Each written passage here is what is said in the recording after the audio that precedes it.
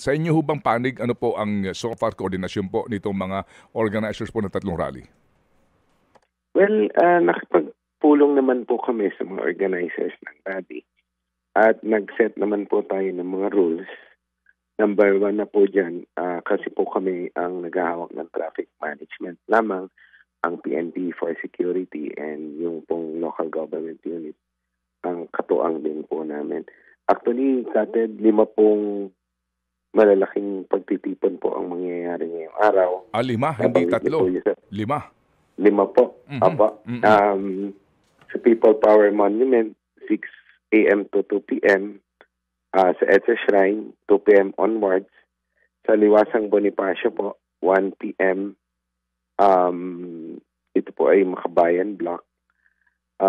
Sa Rizal Memorial Sports Complex po, yung Trabaho sa Bagong Pilipinas.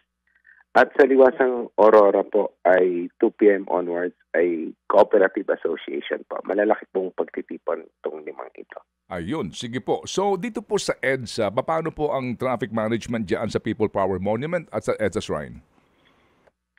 Wala po kaming isasarang karsada, Kated, at ipapanatiliin po namin bukas yung pong yung side road or yung service road. At i-try po namin i-contain as much as possible doon lamang po sa may sidewalk ng EDSA Shrine. Kung mag-spill over po, kung talagang sobra daming tao, mag-implement po tayo ng rerouting scheme po dyan. Pakakananin po siguro natin dito sa may ADB at paiikotin na po yung mga sasakyan para po maiwasan yung service road. Sa People Power Monument naman po, kung sakali po mag-spill over, ay magpapa-counterflow po siguro tayo doon sa kabilang side.